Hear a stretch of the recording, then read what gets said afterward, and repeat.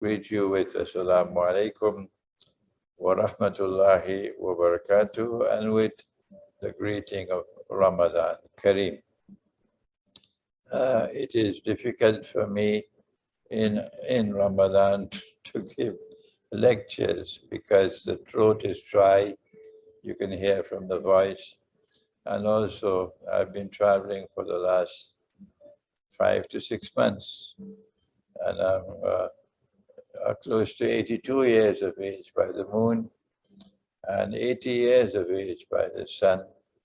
And so I'm also feeling tired. So you'll excuse me if I'm very slow and you become impatient, please excuse me. Today's session is reserved for our sisters, and the topic is the role of Muslim women in Aakhir Uz Zamaan. And I'm delighted to address this subject because I hold the view that Muslim women have a pivotally important role to play, and I would be delighted if they could learn from me what is that role. The strategy of those who control power in the world today and who are using that power to oppress mankind, or using that power to corrupt everything in the world, and who are using that power to bring about a transition from Pax Americana to Pax Judaica, so that the state of Israel might replace the United States as the ruling state in the world, and so that a man can stand up eventually in Jerusalem and declare that he is the Messiah, when we know that Nabi Isa alayhi salam, Jesus, the son of Mary, he is the Messiah. And therefore this man is a fake Messiah. It's a false Messiah. He is Dajjal, the false Messiah. The strategy of those who are moving the world in that direction is to try to transform all of mankind into sheep and cattle, to rob them of their capacity to think independently, so that Dajjal and his people will do the thinking for them, and rob them of their freedom to choose independently, so Dajjal and his people will choose for them. And so all of mankind will become like sheep and cattle, like robots, all living the same way of life. And like the Pied Piper of Hamlin, who has the flute and he plays the tune, and all the children of Hamlin follow him, and he takes them to the sea and they all drown. So too we have this Pied Piper at work in the world today. And the first thing I want to share with you is that his primary target are not the men and not the women, but the children. And our Prophet ﷺ, you are aware of it, that he placed the status of a mother 3 times higher than that of a father. And one of the primary reasons for placing the status of the mother so high, so much higher than the father, is because the mother has this tremendous influence on the children. And if the mother fails in her duty to the children, the father can hardly ever be able to correct that. And so Dajjal is making an effort now to take all your children from you. and transform your children, because it's easier for him to transform children than it is for him to transform adults. I hope you would agree with me on this preliminary observation. I am not going to speak today on the strategy of using the wireless, using the electromagnetic waves that come from the wireless internet to damage the memory of the child. And when the memory of the child is damaged, becomes weak, then ipso facto, her capacity or his capacity to think is diminished. That's not my subject today, but that's a subject that you need to think about. And the only way that you can protect your children today from that kind of damage is if you take them out of the cities, the towns, and you take them to the countryside, where the effect of those electromagnetic waves are less and less. But our subject today is, how does Dajjal rob you of your children? And the answer is that they take control of the schools. In Canada, not even an Islamic school is independent. And in the schools, they teach the children such rubbish as a man can marry another man. And so a child can have two daddies, and a child can have two mummies.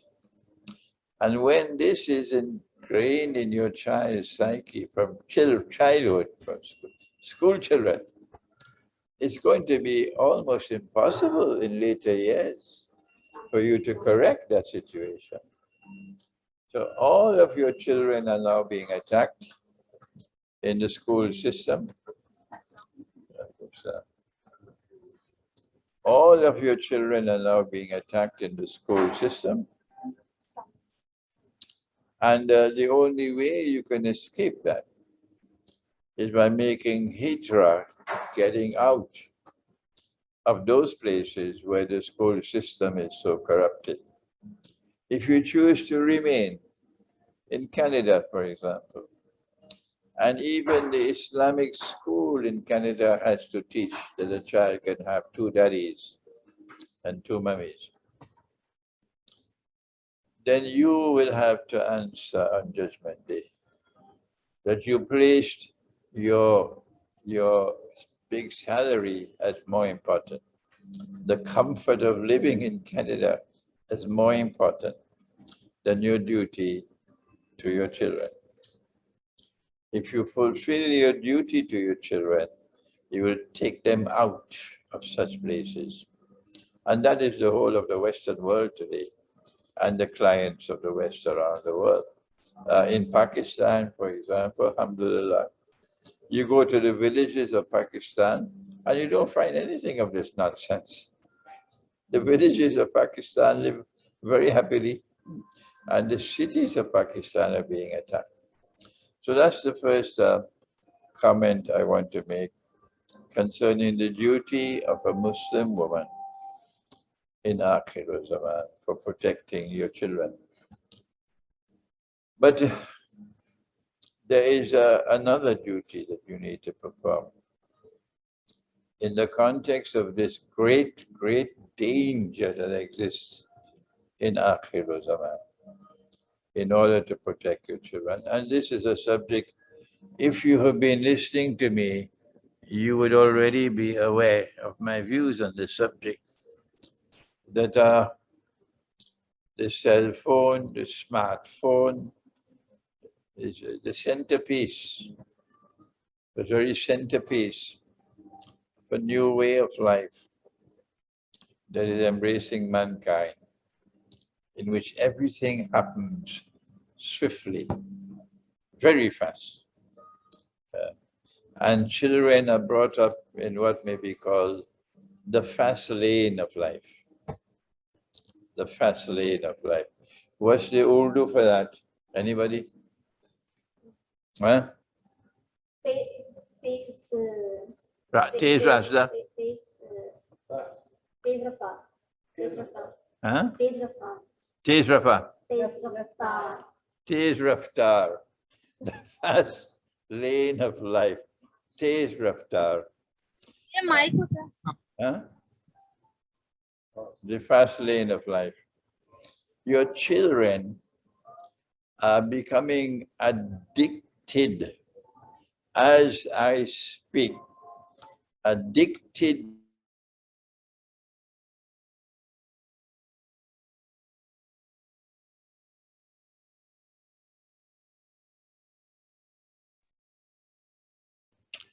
If you take those children to the countryside where they don't have the internet, they can't use their smartphone, and time does not move so fast.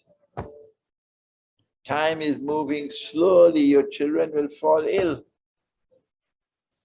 They'll be destabilized, mentally destabilized, living in a slow moving world. And so you have to recognize that as your child becomes addicted to the fast-moving world, your child will remain a shallow thinker, incapable of thinking with depth. But Allah sent the Quran لِقَوْمِ يَتَفَكَّرُونَ, for people who think. And when Allah speaks of the word think, He's not referring to shallow thinking. He's referring to thinking in depth, thinking things out. The images on the screen of the television keep on changing rapidly. Have you asked yourself why? As your child is looking at the television and the images are changing rapidly, your child eventually loses the capacity to think deeply and remain shallow thinkers. You live in the here and the now. You no longer return to the past to ponder over that which was there before. And you are incapable of thinking about that which is to come. And so you become prisoners of the here and the now. The idhar or abhi? Aaj or? Aaj or? Aaj or hal. The here and the now. And so what do? Apart from taking your family out of the cities and the towns, which may not be possible for many of you, what do? I have spent a significant amount of time these last perhaps 2 years on the subject of the recitation of the Quran. That a juz of the Quran is a portion of the Quran that is recited on a single day. When you want to complete the Quran or khatam the Quran over a period of time, usually 1 month, because that is the sunnah of Allah, 1 month. Plural of the word juz is ajza. So the ajza of the Quran, Allah Ta'ala has synchronized. It's a very big word in English. I don't know if you have an Urdu equivalent. He has synchronized the ajza of the Quran. Mutasir? Okay. He has synchronized my hearing is declining, so only when you sit close to me I can understand. Yeah. They synchronize the ajza of the Quran with the moon. And so when I can't spend a whole session on this subject that I've been teaching for so long. As your child recites the Quran the way Allah recited it, with the correct ajza, and as your child completes the Quran, khatams the Quran every month, eventually that child's heart will no longer perceive time moving faster and faster. And eventually that heart would be living with the moon, Chand ke saath jeena hai. And this is the best way to bring your child back outside of the grip of Dajjal, so that your child can eventually get Noor in the heart, and your child will be able to restore memory. Memory is being lost today. Just check out with your children, and you'll see that memory is weakening now around the world. And your child will eventually grow up to be a thinker. I was born far, far, far away from the world of Islam. I was born in a small island off the coast of Venezuela in South America, far away from Pakistan and Egypt and Saudi Arabia and so on, and Turkey. The island of Trinidad in the Caribbean. Yes, the islands of the Caribbean are enchantingly beautiful. Yes, I can't deny that. Enchantingly beautiful, indescribable beauty. That's where I was born.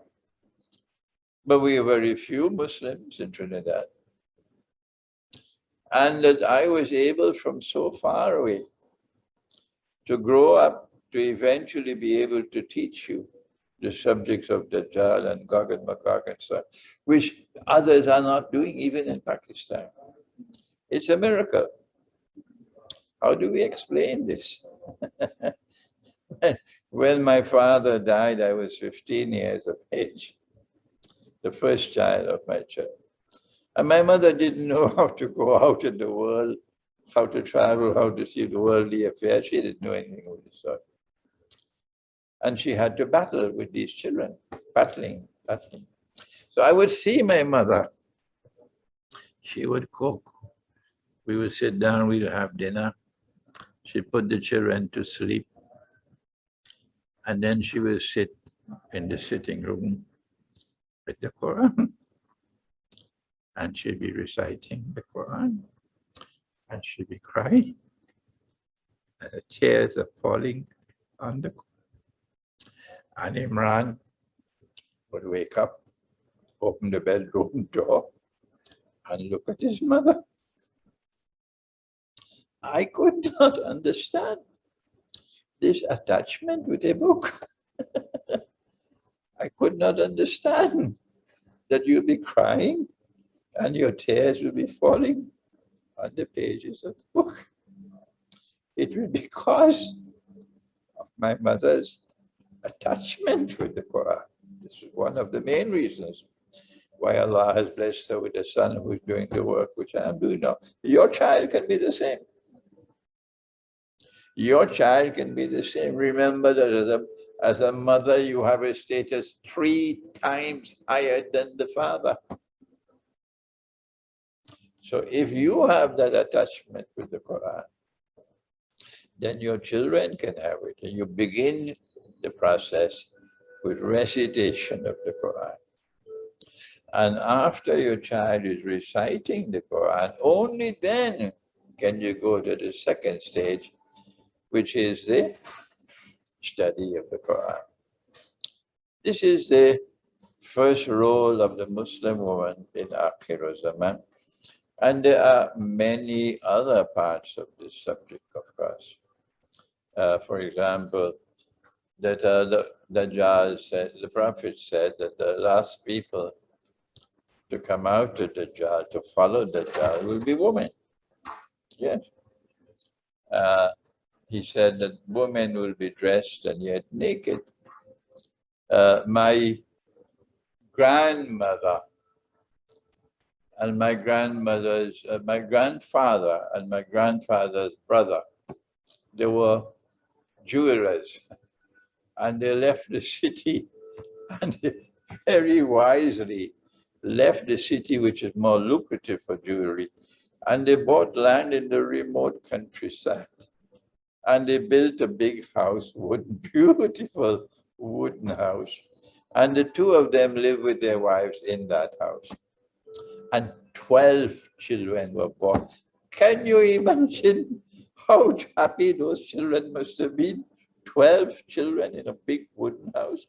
I am now writing the history of that home, because all 12 of the children who were born in that home have all passed away, and their husbands and wives have all passed away, 24.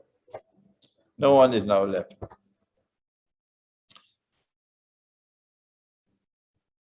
And in that home, there were two mothers and then all 12 children.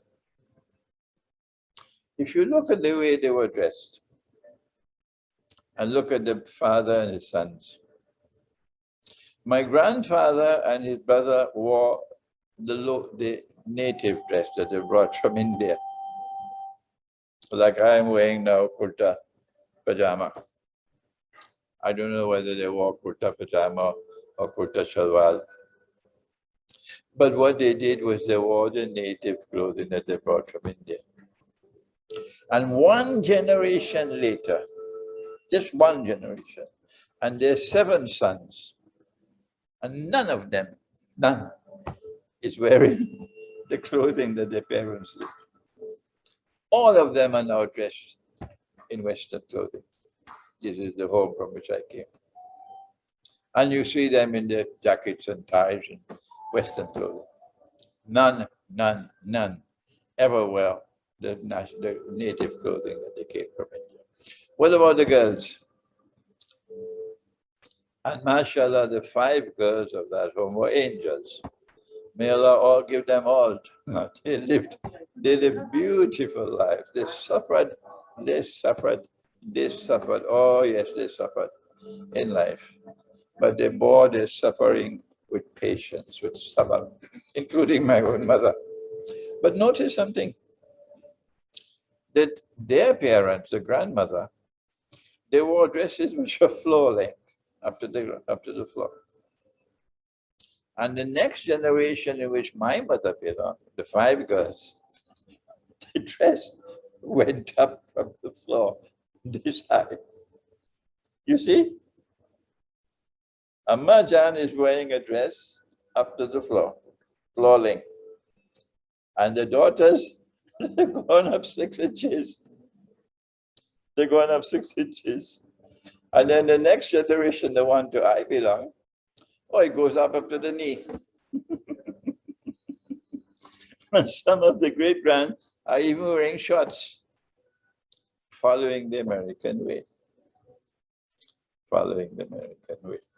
I'm giving you this story within my own family.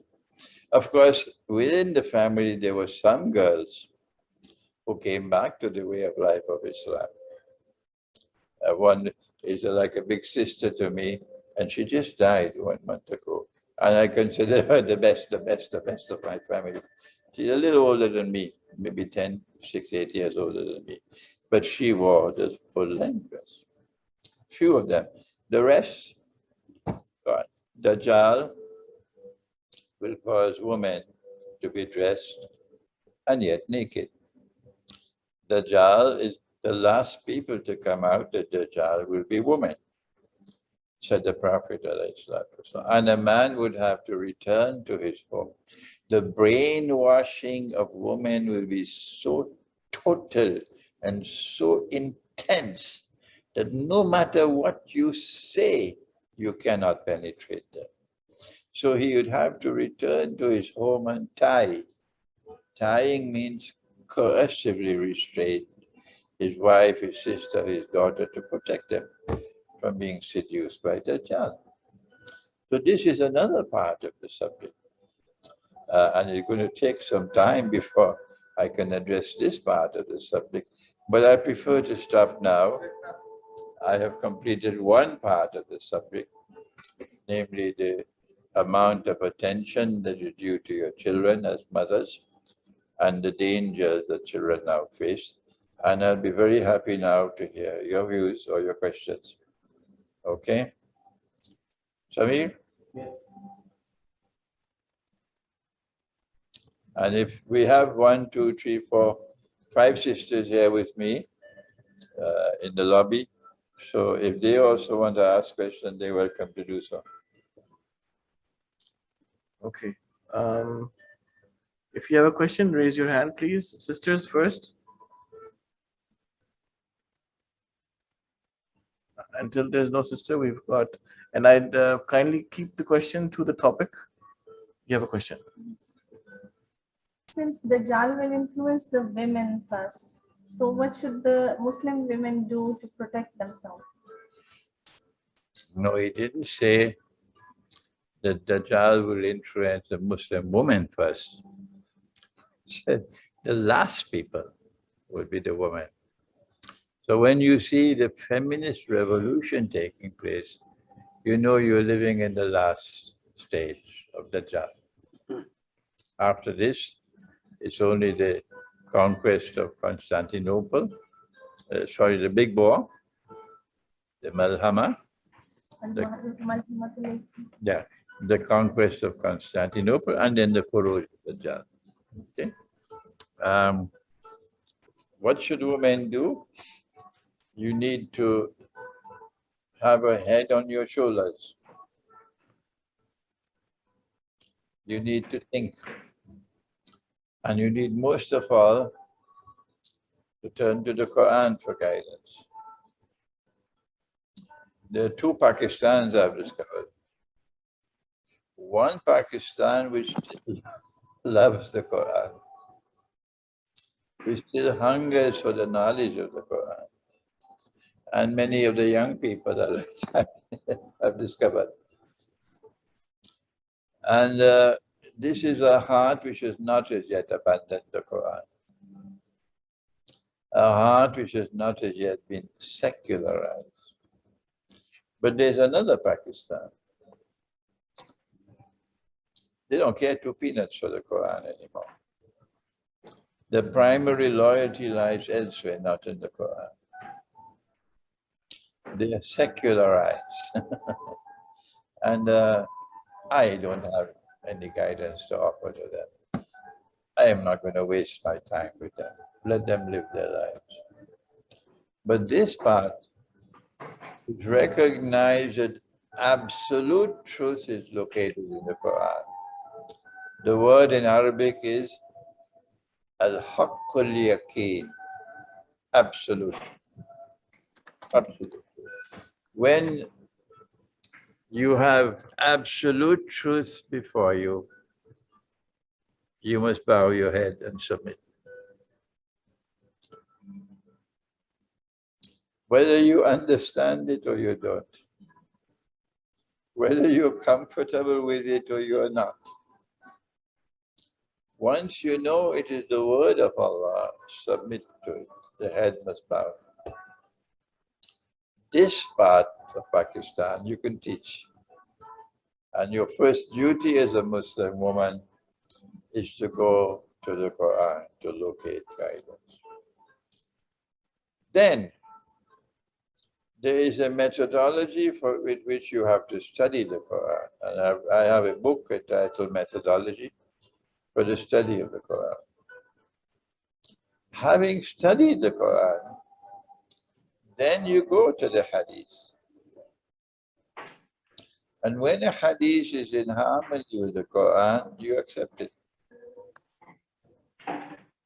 But if a Hadith is in conflict with the Quran, what do? We take the Quran and we reject the Hadith. If a Hadith says that Nabi Muhammad ﷺ married a child, what do? I want to hear your answers. He did not marry a child, actually. Good, where's the proof? Because in Arab Peninsula, the women, they get mature. They get mature as Okay. soon as they are 6 or 9. No, we don't hear about 9. We're not talking about 9. Don't use the word 9 with me.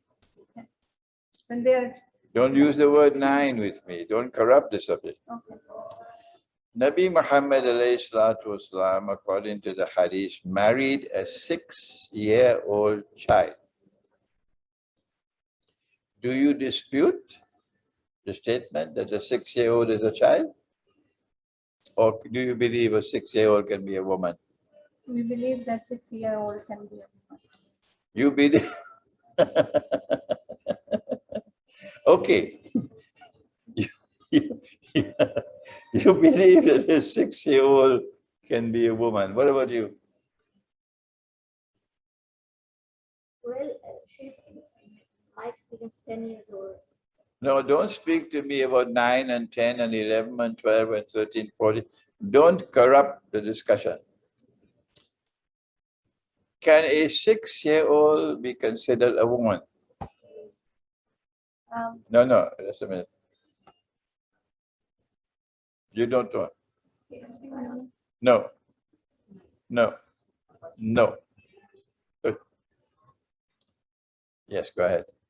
Sheikh, 6-year-old can understand, can ask questions and can understand whatever you're saying. Of course a 6-year-old can Obviously, think. They can logic. Of course a 6-year-old can think. You don't have to tell me that.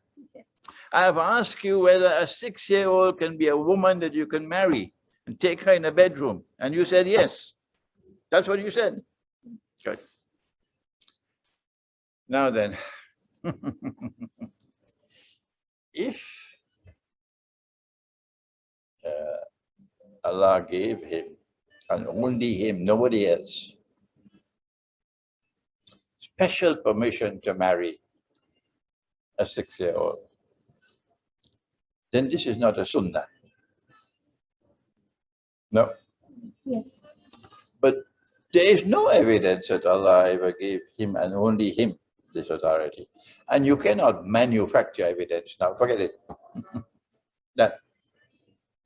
As a result, it is as plain as daylight that if he married her at the age of 6, then it becomes a sunnah. Does anyone differ? Does anyone differ? It is a sunnah because Allah's messenger, his life, is a sunnah. Good. Nobody differs. Now then, if it is a sunnah, you are mothers, all of you, would you allow your 6-year-old daughter to be married? Tell me yes or no. No. Huh? No. Why not? It's a sunnah. Why this discrepancy? 6-year-old doesn't have that much capacity to understand or know. Or you will not allow your daughter to be married at 6. The man comes and makes a proposal of marriage. He says, this is the sunnah of the Prophet alayhi salatu wasalam. I'm offering a proposal of marriage. And you say, no, she's not old enough. Huh? Do you know of anyone who married a 6-year-old since the time of the Prophet alayhi salatu wasalam? Even one? Even one? Huh? Then where is your capacity to think? What happened to your capacity to think? Ah, yes.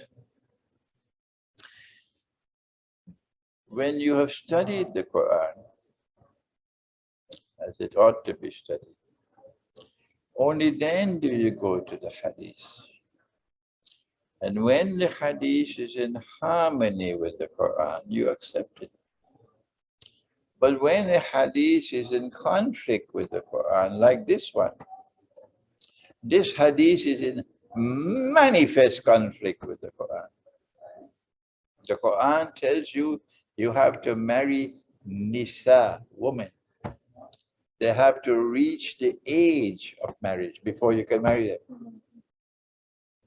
If you marry a girl and you take her in a bedroom and she has not yet reached that age of marriage, the first step is to be baligha. To be baligha. That she has the menstrual period, she can now become a mother. That's the first. But then there's one after that. She has to have rushd. So if you give her the money for running the home for the 1 month, she's your wife, she wouldn't take the money and play dolly house with it, because she's still a child. Unless she has reached that stage of age and of maturity, you're not allowed to marry her. You're not allowed to take her in a bedroom. That's the Quran. I can go further more, but I have sisters around me and I can't take the subject further. And so the hadith is in conflict with the Quran. So your duty as mothers, as women, in order to understand Dajjal's attack on women in Aakhir Uz Zamaan, is to go to the Quran for your primary source of guidance. I will give you only one example because it's too big a subject. Allah subhanahu wa ta'ala speaks in Surah Al-Layl. Layl means the night. And he says in Surah Al-Layl, he takes an oath, qasam.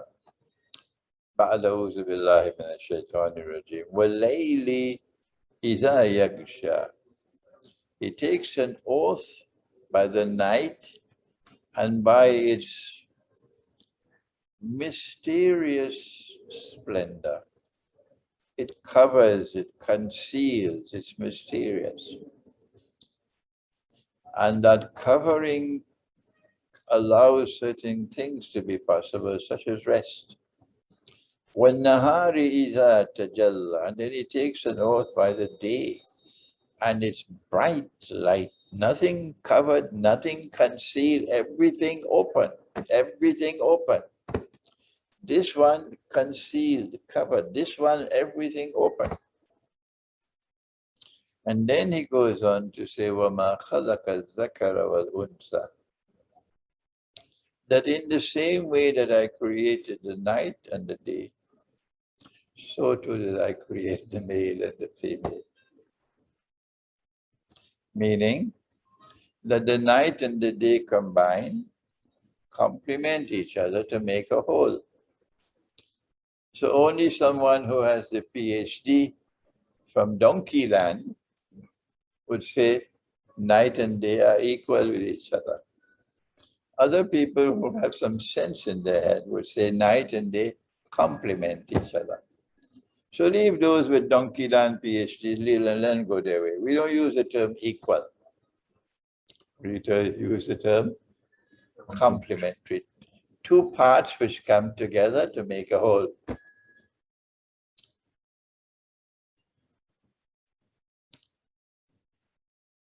And the day has its functions to perform. The Quran says, وَجَعَلْنَا النَّهَارَ مَعَاشًا. I gave you the day with its light. So you could travel, you could walk about, you could do business, you could trade, you can earn your livelihood, you can, yes. وَجَعَلْنَا اللَّيْلَ لِبَاسًا. And I gave you the night as that which covers you. So you don't do trade in the night, you don't go travel in the night. Rather, in the night you have rest, you have peace, you have comfort. And these two combine to form a whole. So the day has his functions and the night has her functions. You are functionally different. I wish I could say that in Urdu. One day, baby. You are functionally different. दोनों के दायरा car मुख्तलिफ है. Achha. So then Allah goes on with the next verse to explain what is already clear. What is already clear. He says, Inna sa'ayakum la shatta. Inna sa'ayakum la shatta. You are functionally different. So the Quran has established that men and women have different functional roles to perform. Dajjal comes along and says, that's nonsense. Anything that a man does, a woman must have the freedom to do it. Anything that a man does, a woman must have the freedom to do it. So he takes off the covering. She's no longer covered. And he puts her in the bright sunshine like the men. Everything open. Even her own body is now on display. Total nudity. And he calls that progress.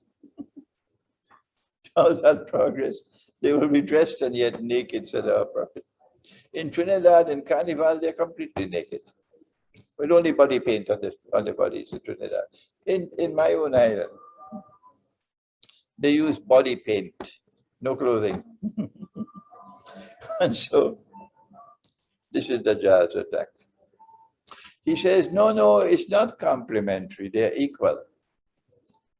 And the United States has to make an amendment to its constitution, women's equality, women's rights. This is stupidity of the highest order. And the virus has now come to Pakistan as well, the universities. The virus is everywhere. That's right. So our response is, if they have abandoned the Quran, they don't care 2 peanuts for the Quran. We say, we don't care 2 peanuts for you. Go your way and leave us alone. We don't have time to waste with you. But for our women, whose hearts are still attached to the Quran, who long to be faithful to the Book of Allah, for these we are here, and we'll teach you the Quran. All right, I think this is enough for our session today. I've dealt with 2 subjects. Yes. Like there are more than 10 women like described in Quran. Which one is, you think, in your still the most relevant in Aakhir Uz Zamaan? There are 10 women who More are, than 10 women described in Quran. 10 women who are doing what? The more than 10 women described in the Quran. Like Description of 10 women In the Quran? yeah, in the Quran, like Malkai Sabah, there is Malkai, there is Hazrat Aisha's verses, then there are Hazrat Maryam. I will deal with one. Hazrat Asiya. Hazrat I will Asiya. deal with one. I'll deal with only one. I will Who speak is to the you. most relevant? I will speak to you about only one. All of them are relevant. All of them are relevant. All of them are relevant, but I will comment on only one. Gate pass में मुझे बता दें वो पिता gate पास बना दे उसको खड़ी का साइन मैं कर दूंगा नाम में जाता हूँ सुबह लेता हूँ. She lived in the masjid, the temple, until she reached the age of Baligha, meaning about 12 years of age. Her name was Maryam. She had to leave the temple at this age because you have the menstrual flow, and that could make the temple napak. So returns to her mother's home. We don't know how long she remained in her mother's home before she parted and went to a place some distance away. And then Allah sent the angel to her. But I don't think it is more than a year or 2. And then Allah sent the angel to her. And the angel said to her, you're going to have a baby boy. But she's only about 13 or 14 years of age. So the parliament of the Islamic Republic of Pakistan will say to the angel, go back. Tell your Lord she's not yet reached the age of 18. Is that the parliament of Pakistan? Yes. Yes. Your distinguished and learned Pakistani Parliament or National Assembly would address the angel and said to the angel, go back and tell the Lord God, tell Allah Ta'ala she's not yet reached the age of 18. Yes, you must come back when she's 18. That's the rubbish that now passes in the world from those who have less sense than a donkey, because they betrayed the Quran. They don't care 2 peanuts for the Quran, and we don't care 2 peanuts for them. But for the others, oh yes, who have longing in their heart for knowledge from the Quran, it was Allah's wisdom at work, that He sent the angel to her at that age. For another girl, maybe she'll have to wait another 2 years to get the rushd that this one had. Because this one showed amazing maturity. When the angel spoke to her, she didn't shout and scream and pull up her socks and run. No. Amazing. She responded and said, how can I have a baby boy when no man has touched me? That is the response of a mature girl.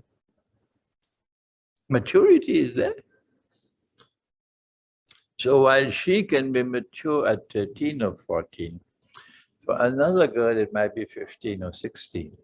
Yes, this is a slap on the face for all the parliaments and national assemblies around the world today, who like a bunch of donkeys have all enacted the legislation that Dajjal has prescribed for them, like a bunch of absolute jackasses, that a girl cannot be married until she's 18. Tell them for me, you are a bunch of jackasses.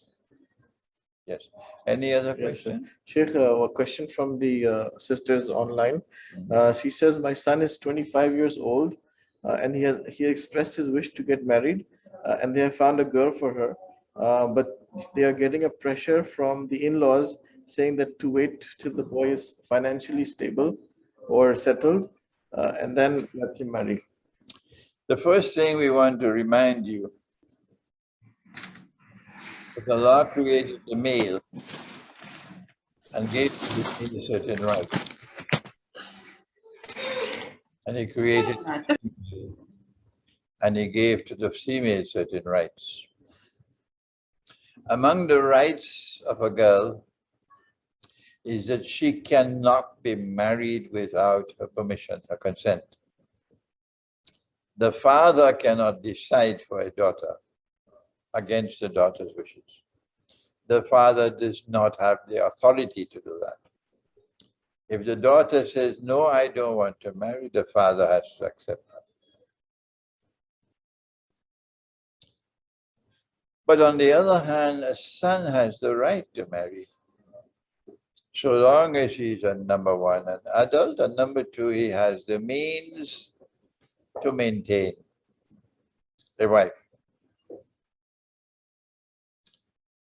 And when he has chosen a girl to marry, his parents can only advise him. But we don't like this girl. But parents have no veto power. The parents cannot say you are not allowed to marry her. You'll have to answer on Judgment Day for denying the right of your son. He has the right to marry. You have the right only to advise. So if he has the means to maintain, and he's an adult, he has the right to make an offer of marriage. And if the girl's parents say you're not old enough or you don't have means enough, then he has the right to go find somebody else. Find somebody else, yes, and make an offer of marriage because I believe I have the means to marry. And they say, no, well, fine, I search for somebody else and I get married to somebody else. if the boy's father is willing to sponsor him till he does get financially strong enough. That's not a subject for the public. The subject for the public is that he has the means to marry. Whether he gets that means from his father or his grandfather or from his own labor is irrelevant. Once he has the means to marry, he has the right to make a proposal of marriage. Yeah. Nabila, you've raised your hands. Kindly ask Sheikh the question. This will be the last question. Nabila Kazmi. Please unmute your mic.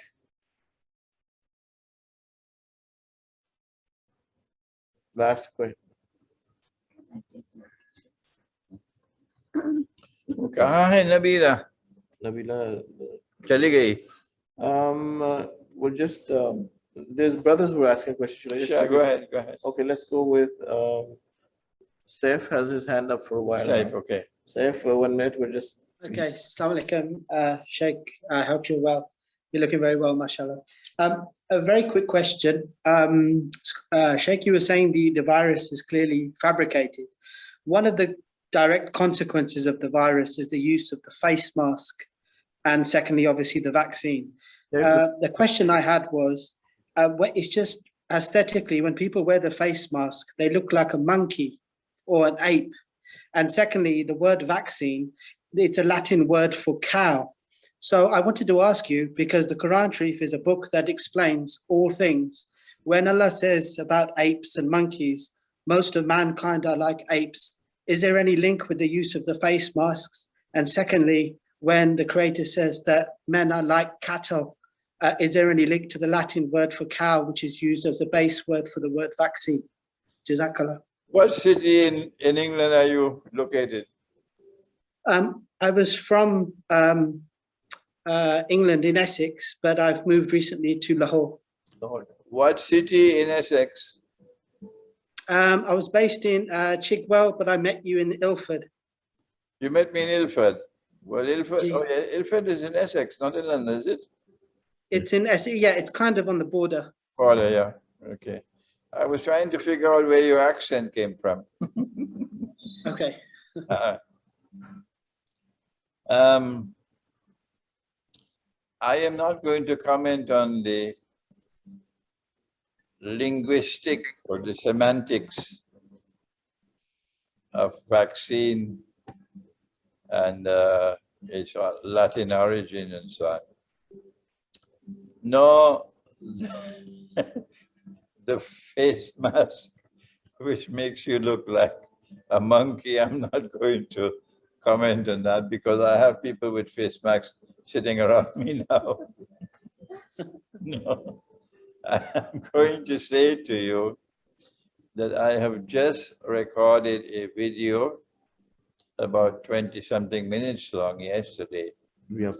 On, this is the most comprehensive statement I've made so far on the virus in the context of ilmu Aakhir Uz Zamaan, Islamic eschatology. So please wait for that video to come on my YouTube channel, okay? Nabila, Next. quickly. Nabila, you're on. Nabila Kazmi, you're unmuted now. Okay, Saima, please unmute. Assalamu alaikum, Sheikh. Wa alaikum salam. Sheikh, just a quick question. I'm just asking, you know, women when they are on their cycle, are they allowed to recite their daily wird of like Surah Kahf and Surah Mulk every day? Or are they not allowed?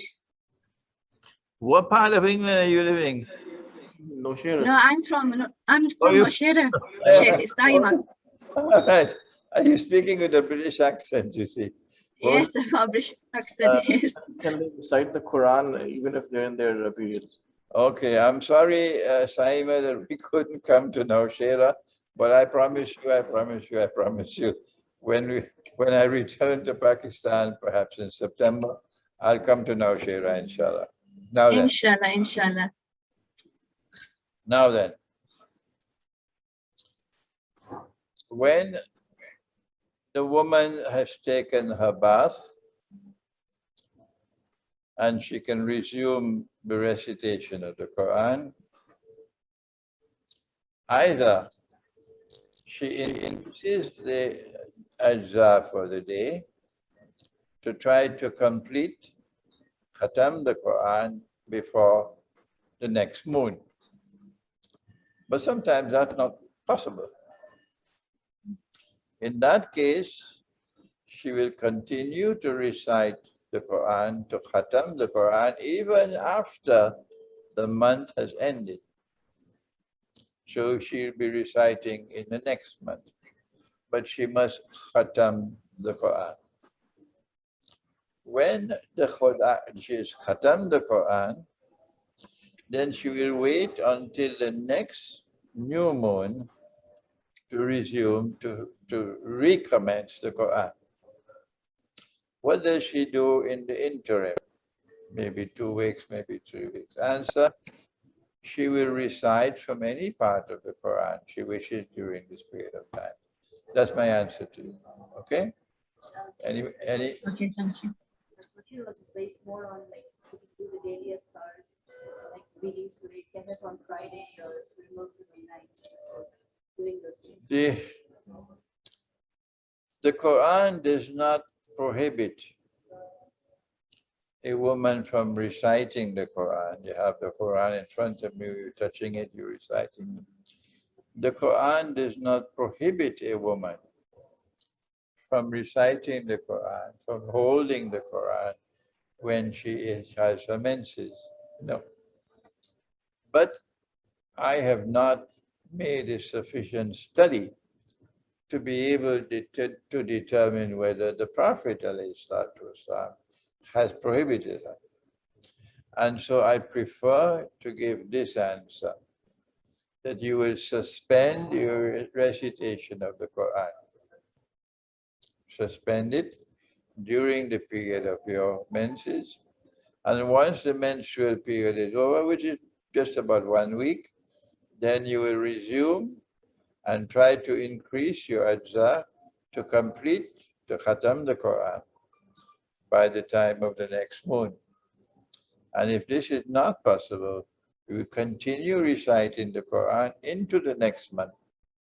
And when you khatam the Quran, you will then wait until the next new moon to recommence the Quran. And in the interim period, you can recite from any part of the Quran you wish. This is the only answer I can offer. Okay? Nabila is still online. You have a question, Nabila, or we're just going to close the online questions?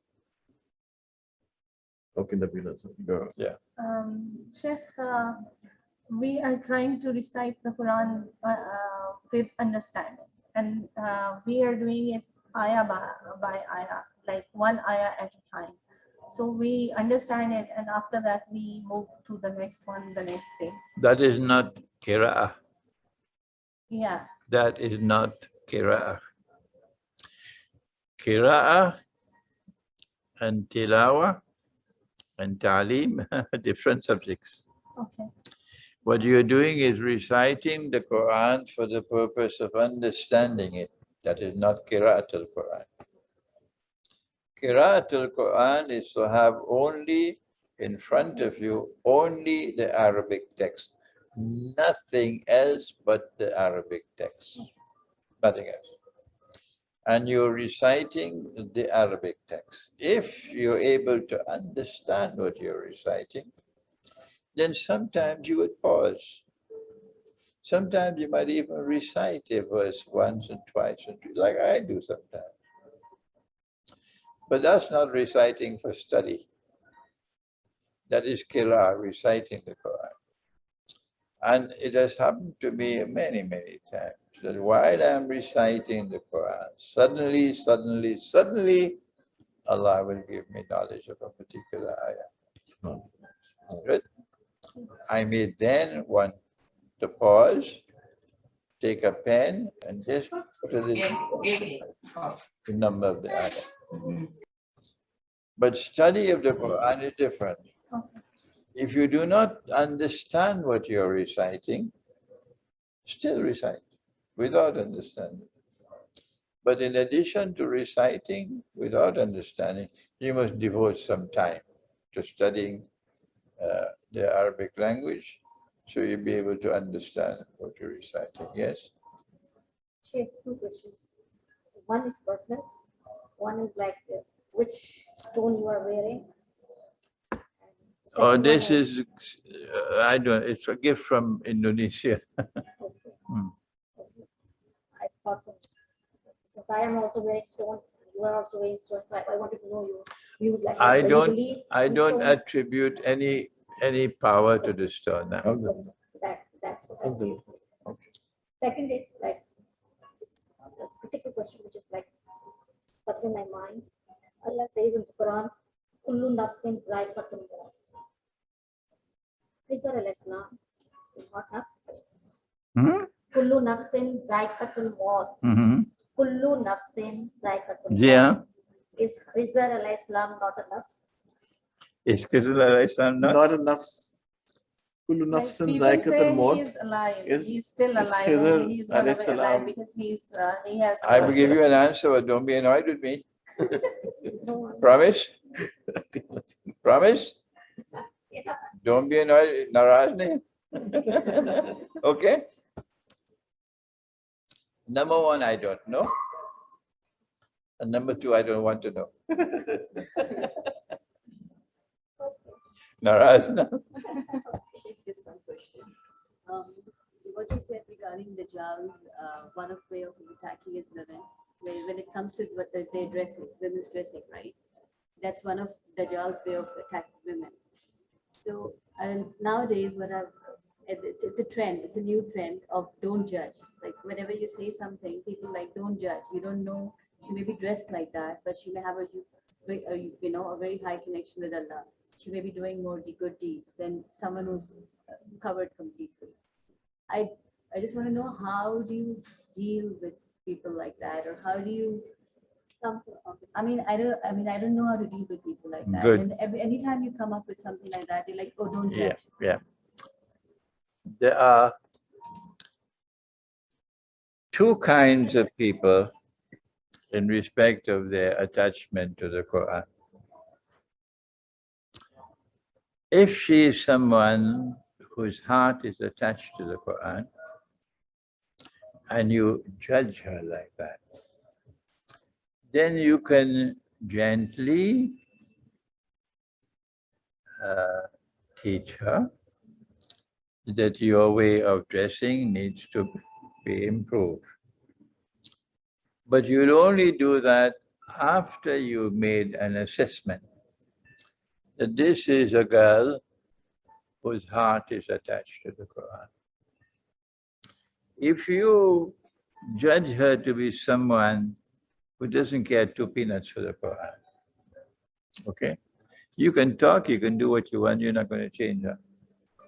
She's going to respond with arrogance, with pride, with anger, and all this kind of nonsense. So we're wasting your time. You learn this methodology from Surah Al-Kahf of the Quran. Where? Surah Al-Kahf? Where in the surah? Where? Oh, you don't know the question. When the two persons they are arguing about the mal they have, and one is saying No. Where in Surah Al-Kahf? That this way of responding to people. This one has a chip on her shoulder. She will respond with arrogance. Who are you to tell me how to dress? And this one is humble, and her heart is with the Quran. Yeah, the So- two men who argue. No. When can I say? Yeah, go ahead. When Hazrat Khizr al-Islam told Hazrat Musa al-Islam. Correct. MashaAllah. You learn this methodology. When Musa has actually symbolized his ummah, who have this arrogance in them. See? Yeah. And when Musa approached Khidr alayhi salam, he said, I want to learn from you. Can I follow you? The reply of Musa alayhi salam gives you the reply of Khidr alayhi salam gives you the methodology of dealing with the modern age. I love this reply so much that I've said, if you come to my grave to visit me and you don't see it there, please put it for me on the grave. Innaka lan tastati'a ma'iya sabra. وَكَيْفَ تَصْبِرُ عَلَى مَا لَمْ تُحِطْ بِهِ خُبْرًا. You will not be able to bear with patience what I have to teach. And how can you show patience in respect of that which lies beyond your capacity to comprehend? That's the one with a chip on her shoulder. Leave me, that's my business, it's my body, I'll dress how I want. And this one who has love for the Quran, so you can talk to her. Yeah. That's the way you respond. Okay, anybody else? Yes, Assalamualaikum, Sheikh Nadeem Naki here. Sorry, I got late reaching your place. I don't know if I missed. Nadeem Naki. Nadeem Lucky. Go ahead, Nadeem. I just need to know, is there a sunnat way of giving tarbiyat by age to the children?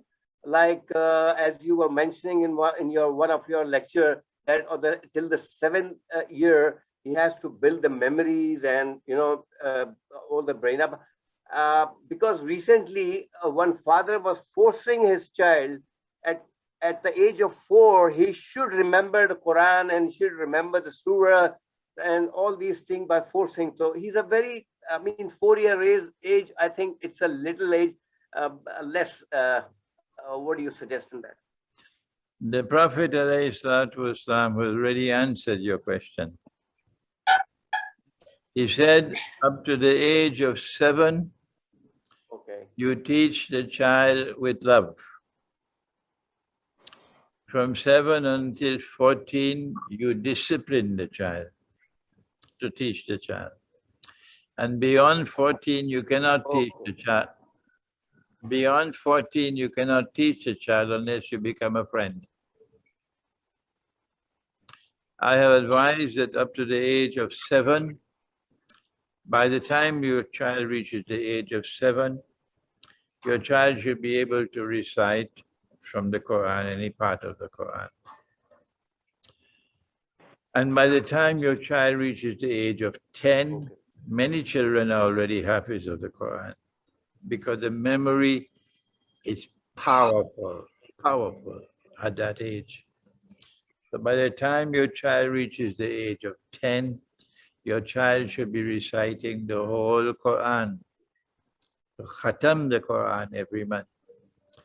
And once the child is familiar with the words of the Quran, they can finish their juz maybe in half an hour, and in the morning they should do it before they go to school.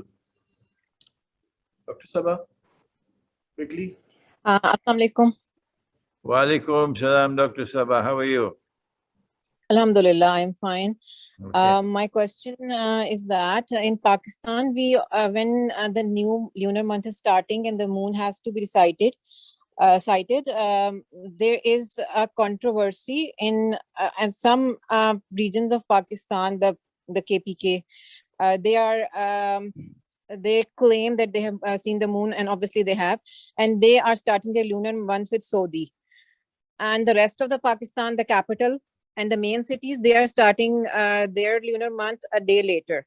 Although it's the same region and it should not be like this, they should have a consensus, but it is like this. Like half of the people claim that the moon has been sighted in KPK and Peshawar, and they are following their lunar months according to Saudi.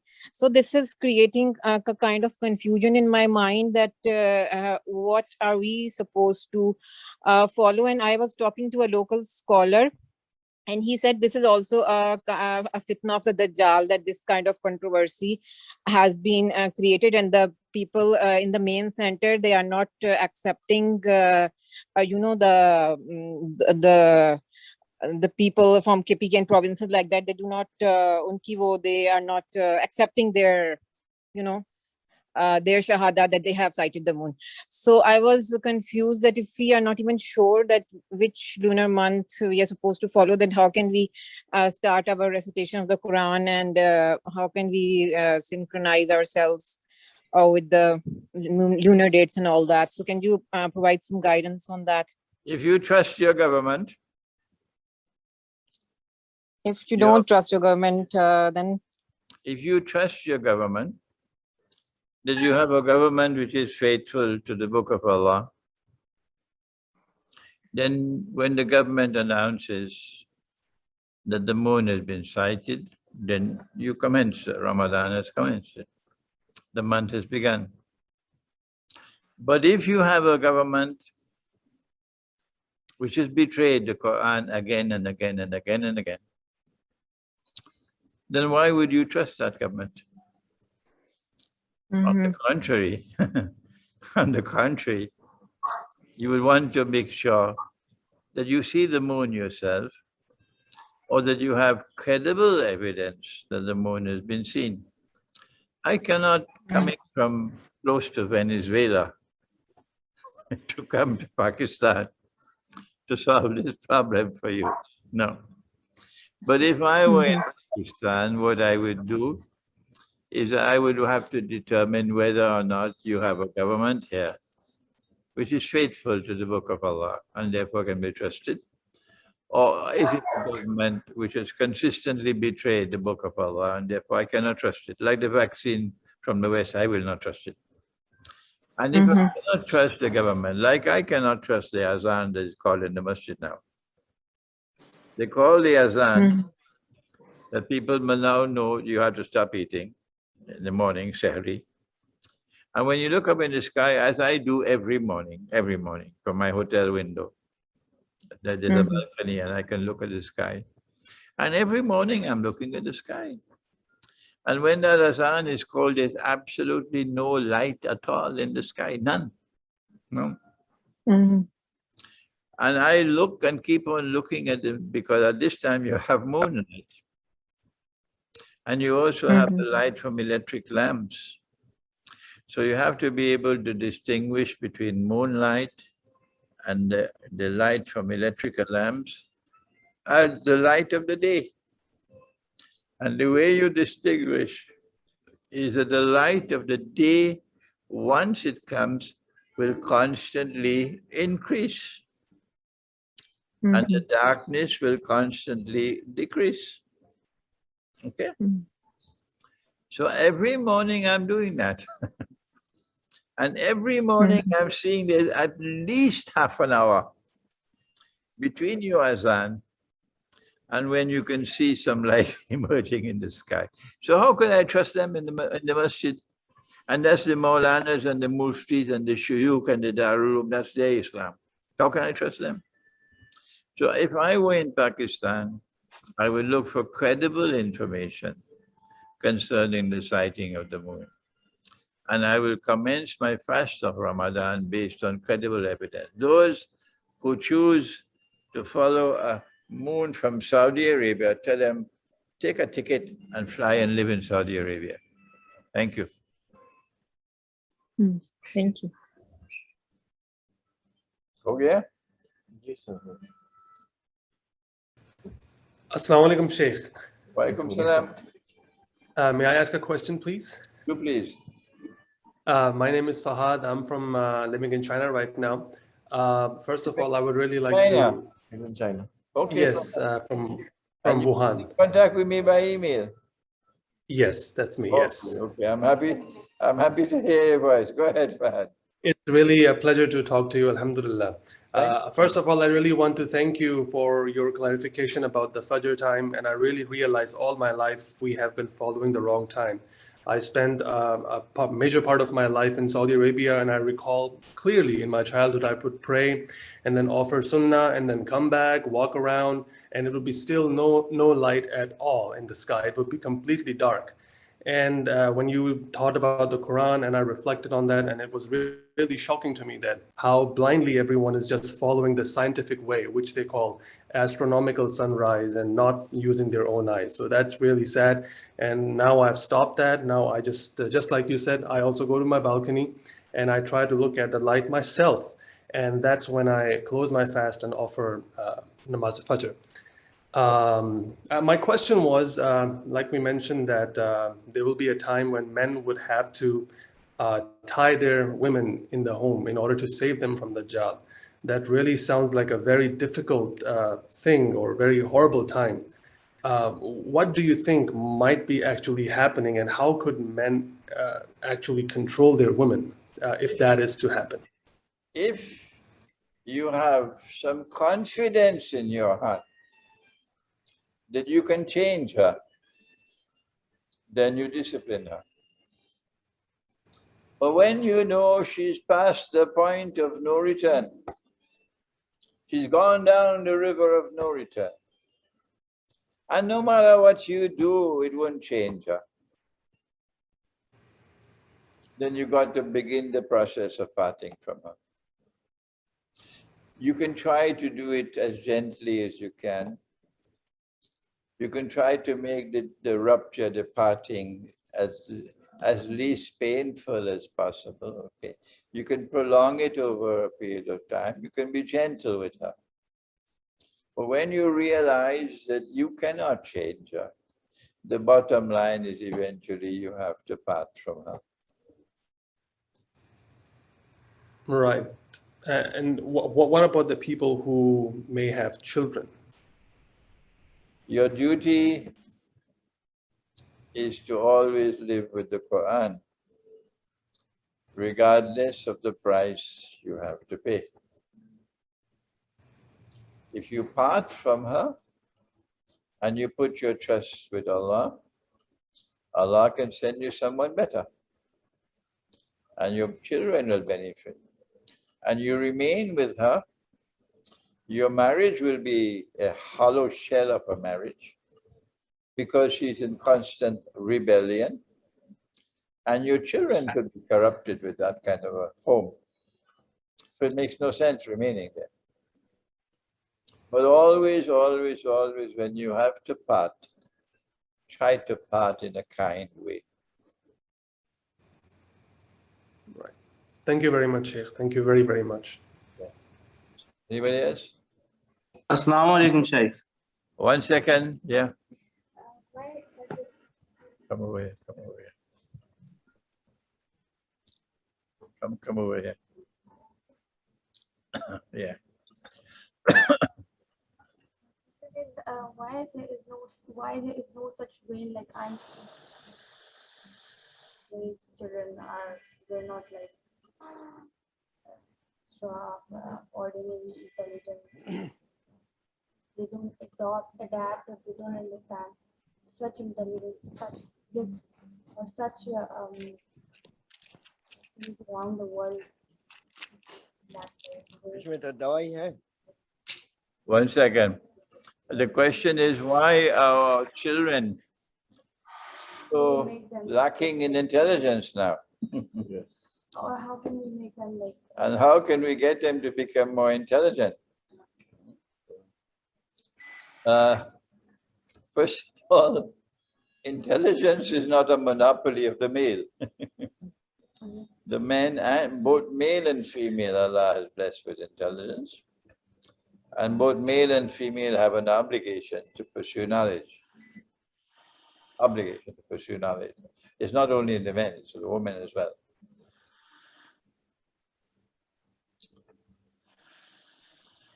Intelligence, you're born as Allah says that He's created you the way He created the trees. Wallahu ambatakum min al-ardi nabata. So human beings are like trees according to Surah An-Nur. Some trees are ornamental. So you find a man who is, my gosh, they say, this is not a human being, this is an angel. That is Abu Yusuf alayhi salam. They are so handsome. And some women are blessed with such beauty.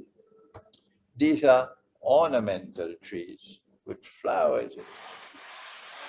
Some trees are meant for wood to make furniture. And so some men are born with a different aptitude. Some trees are medicinal. Some trees are for fruit and some for food. So Allah says that He has created us with different aptitudes.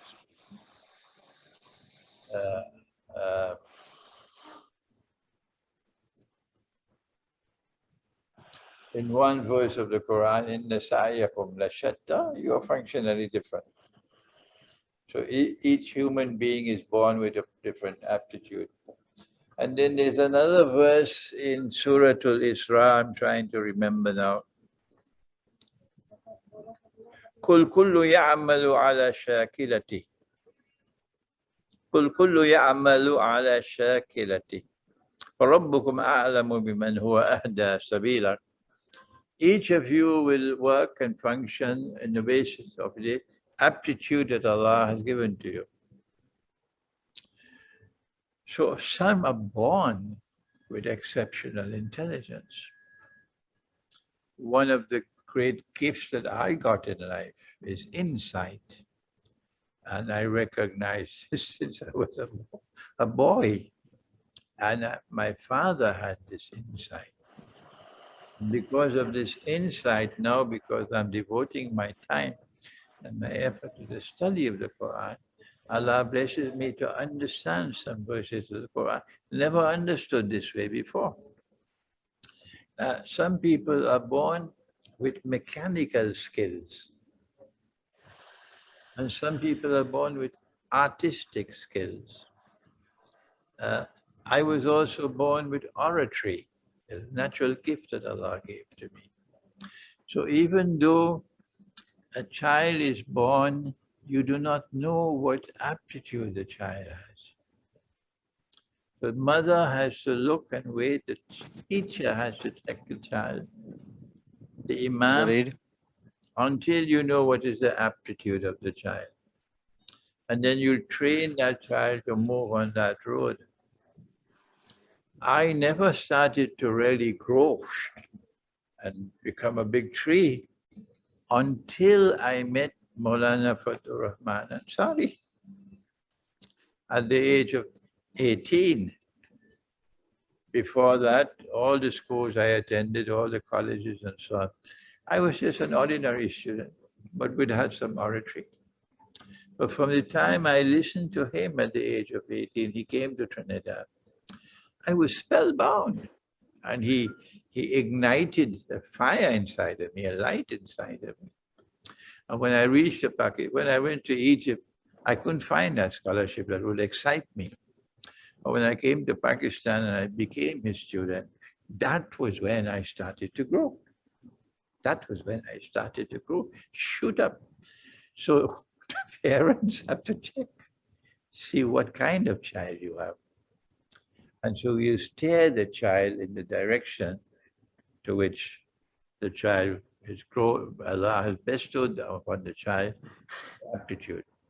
But for the native intelligence that the child has, instead of allowing the child to be corrupted with the television screen, you must allow your child to interact with nature, with the trees. Let your child go with the trees and the flowers and the river and the rain and the birds and the stars and the clouds and all these things.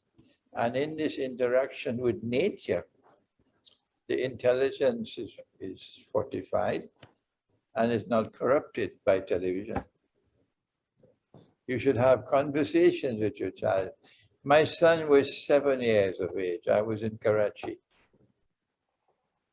And every morning that he has breakfast before he goes to school, I will teach him the seerah, the life of the Prophet. It took me 6 months to complete the seerah. You know what he said when I finished? He said, Papa, start again. Start again. Start it again. So if you spend time with your children to fill their hearts with that nourishment, which is beneficial for them, and the life of the Prophet ﷺ, mashallah, that is good food for the heart, then the intelligence of the child can keep on growing and growing. And finally, good company. You keep bad company, you'll be corrupted. You keep good company, then that good company will allow you to grow. All right, I think we have had enough. Okay, there was just one person. Assalamu alaikum, Shaykh. Quickly ask your question, please. And if it's relevant. Assalamu alaikum, Shaykh. Alaikum salam. Shaykh, it's been a dream to see you and talk to you, really an honor. I would like to thank you. I was a sinful person and you brought me to the right path with the help of Allah. And Shaykh, as you can see, my voice is trembling. Shaykh, I have a question. The question is Bismillahir Rahmanir Rahim, the part of Surah Fatiha. As I found some Quran without Bismillahir Rahmanir Rahim in Surah Fatiha, and I have asked local sheikhs, they have told me not to question what I see in the Quran. So what do you think? My answer is, for me, there's not a shadow of a doubt that Bismillahir Rahmanir Rahim is the first verse of Surah Al-Fatiha. Okay? Thank you, Sheikh.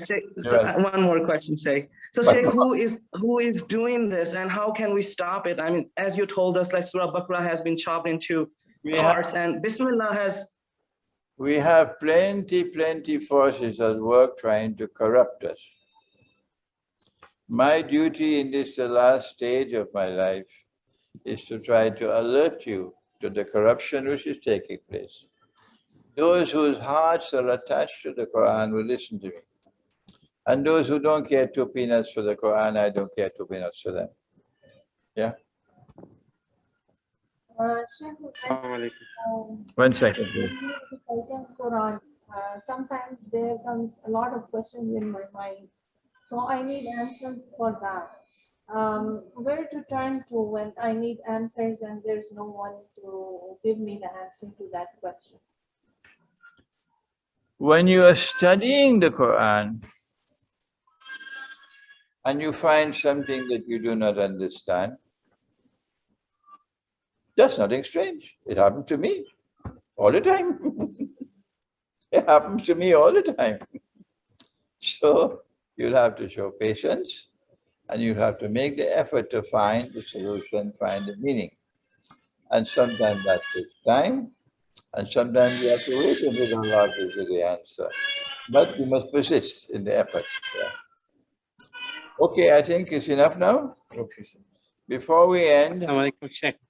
yes. Sheikh, assalamu alaikum. Quick question, please. Sheikh tired now. Yeah, just quick question. Actually, I wanted to meet you on Wednesday, and Samir told me, but I didn't get the confirmation. Since today is the Itikaf day, so I was curious if it's possible to come to Islamabad on Wednesday and to meet you personally, and also to have your book, the set of books. Otherwise, if it's not possible, then I would start today the Itikaf, in the mosque. Yes, the brother Samir will be able to answer you. Please stay in touch with him. You're in touch with me. We'll talk about this. Yeah. I need a set of books as well. Yes, Yeah, sir. I already asked him, but I didn't get the answer. Now, before we end, there are several issues pertaining to women and Aakhir Uz Zamaan that I have not touched. One of them is plural marriages, that Allah has given to the male the permission to have more than one wife. And Dajjal says no. Good men, respectable men, men who are good models of conduct, have only one wife. And we have to respond to this brainwashing that comes from Dajjal. Number two, I have not touched the subject of a large number, an increasingly large number of women who do not have husbands and have little hope of ever getting a husband, and who are living lives of loneliness and of frustration, and sometimes not even having means to maintain themselves. And does the Quran offer a solution to this problem? And the Quran has about 15 verses on the subject of milk al-yamin. And we have people who dismiss it as concubine. And no, that's only a slave woman and so on. And there's no slavery in the world. I have not taken up this subject as well. There are several other subjects pertaining to women and Aakhir Uz Zamaan that I have not taken up in this session. I don't know whether we will have another session. I'm seeking now a flight to return to London after Eid al-Fitr, and we have limited time left. If we can have another session, then I'll try to take up this subject, inshallah. Thank you. Wassalamu alaikum wa rahmatullahi wa barakatuh. Thank you, sir. Sheikh, you're returning today?